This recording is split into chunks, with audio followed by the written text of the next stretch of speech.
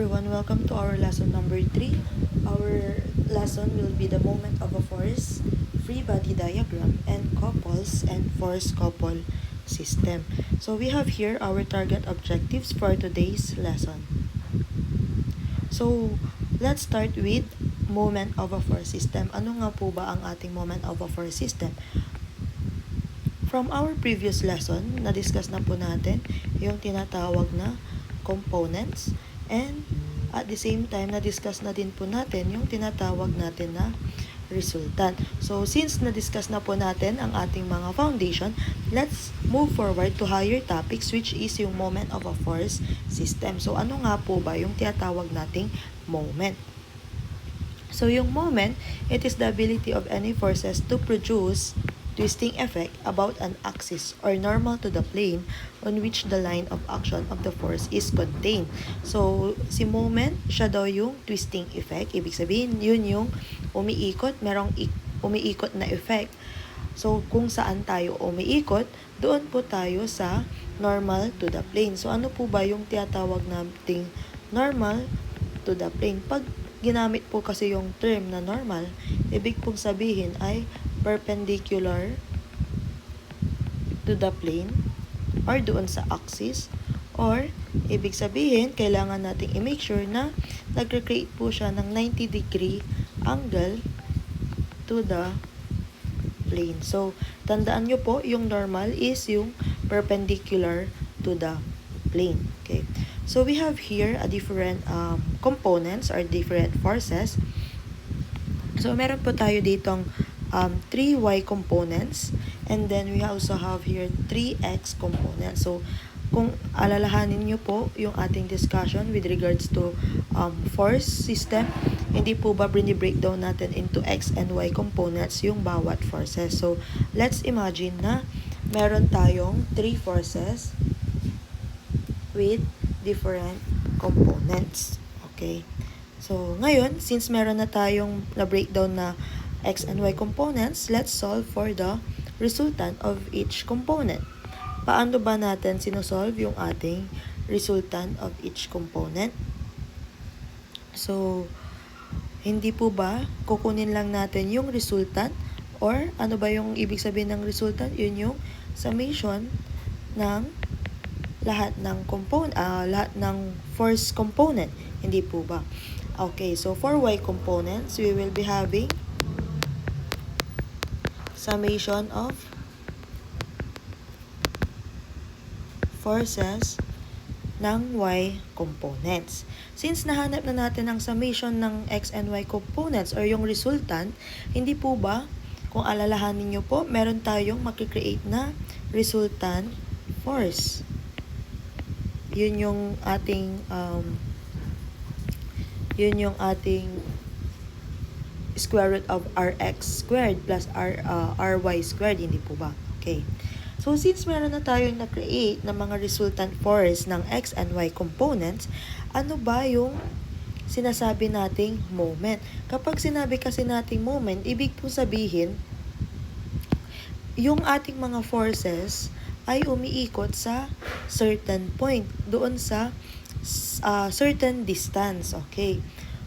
Ngayon, kapag umikot ang mga forces natin into certain point, doon po tayo nagre-create nung formula natin na moment is equals to force times distance. Pero ano nga po ba yung distance na tinutukoy natin dito?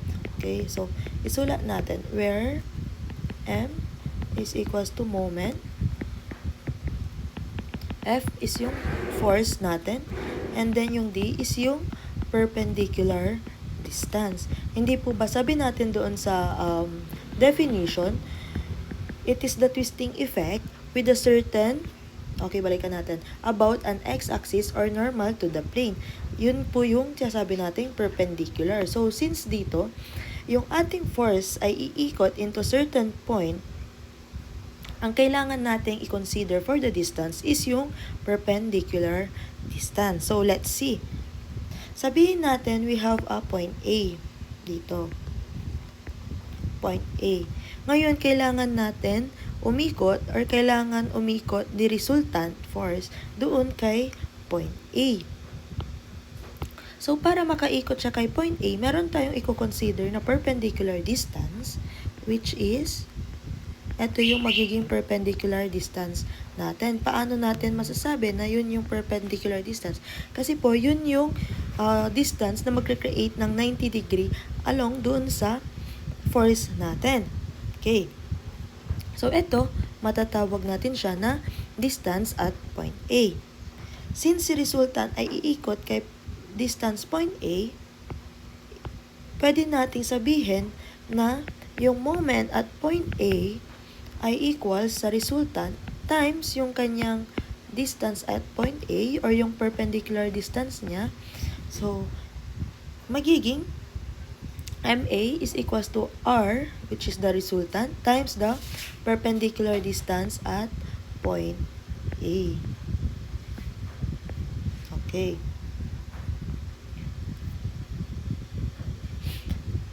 Since na-prove na natin or napalabas na natin ang formula natin kay moment at point A, paano naman natin ma-identify kung paano iikot yung ating mga force component? Okay, so hindi ba meron tayo mga summation force horizontal and summation forces vertical or yung ating mga x and y component.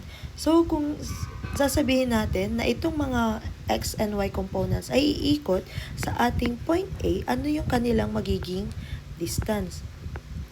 So from our point A to our summation forces horizontal, let's say na meron tayong perpendicular distance dyan na YA, nire-represent ni YA. And then, if mula sa ating summation ng Y component,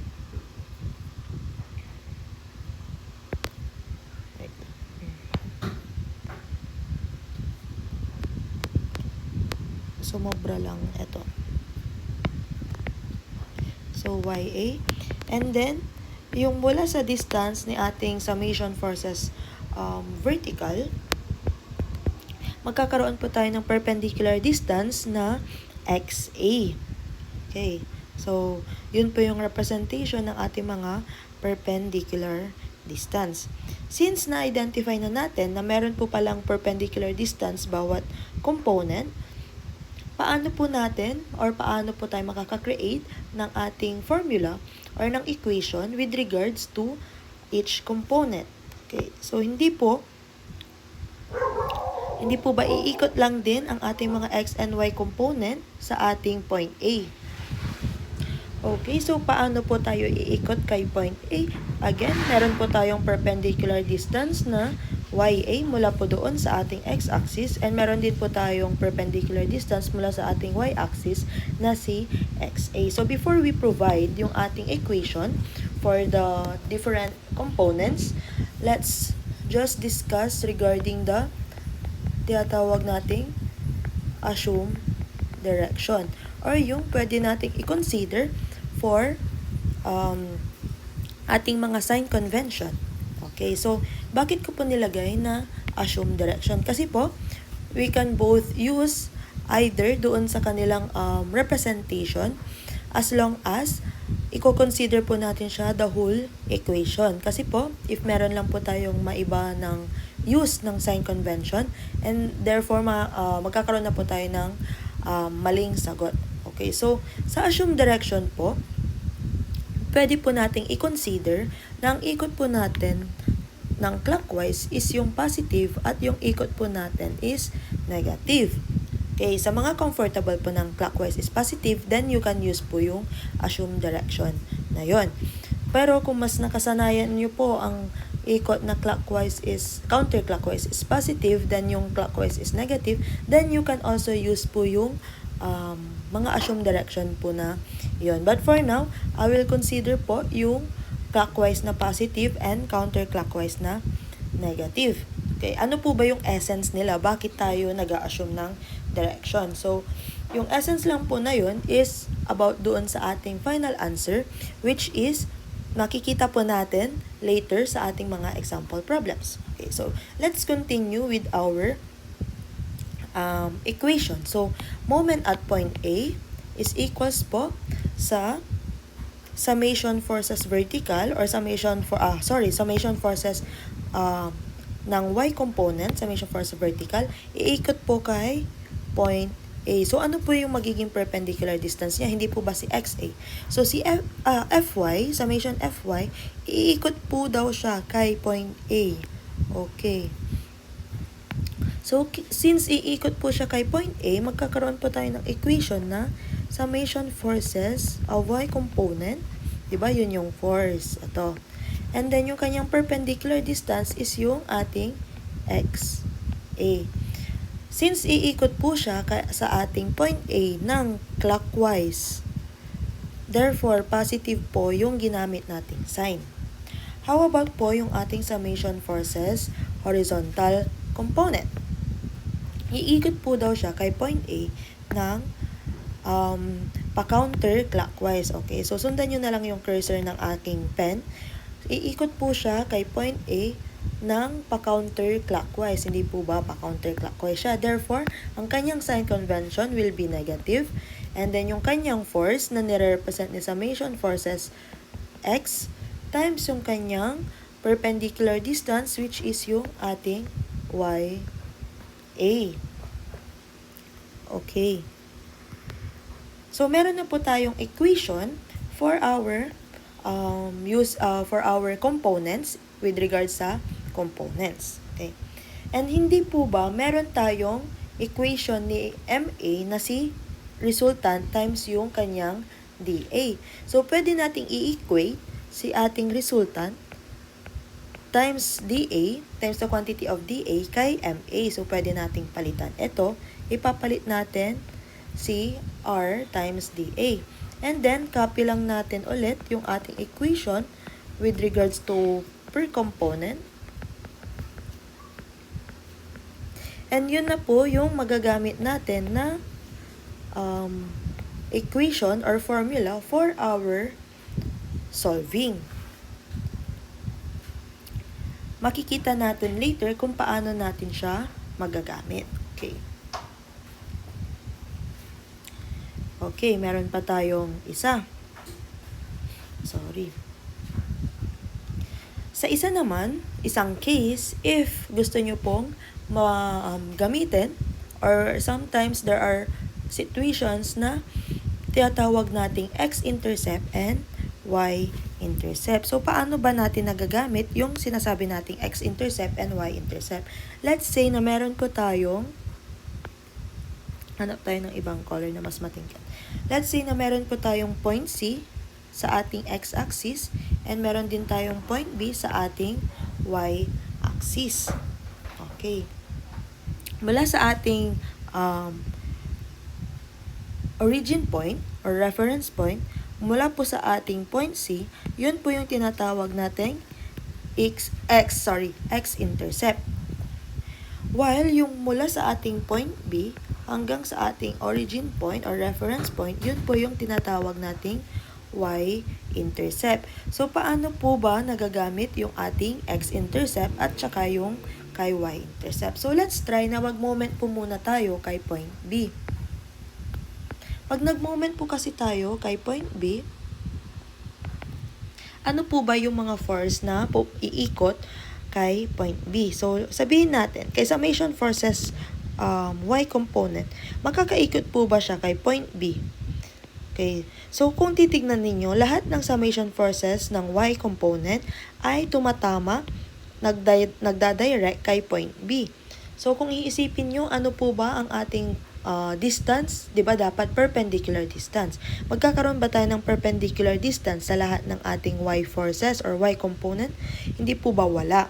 Okay. So, ibig pong sabihin, yung summation forces natin ng mga y component ay hindi makakaikot kay point B kasi po wala po tayong distance for that. Pero po, pagdating sa ating mga x component, makakaikot po ba siya kay point B? Yes po, makakaikot po siya kasi magkakaroon po tayo ng perpendicular distance. Ano naman po ang magiging perpendicular distance natin kay summation forces horizontal papunta kay point B? Yun po yung sinasabi natin na y-intercept. Therefore, ang equation po natin kay point B ay magiging summation forces horizontal times the ating perpendicular distance na y-intercept.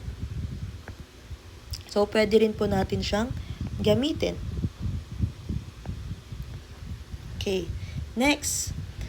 Ano naman po ang magiging equation natin if umikot po tayo kay point C? So, iusog lang natin to. So, kung iikot tayo kay point C or magmo-moment tayo kay point C, tignan po ulit natin. So, si X component po ay nagdadirect siya kay point C. So, ibig sabihin, wala po tayong na-produce na twisting effect kasi wala po tayong perpendicular distance. But, yung ating mga Y component, iikot po kay point C.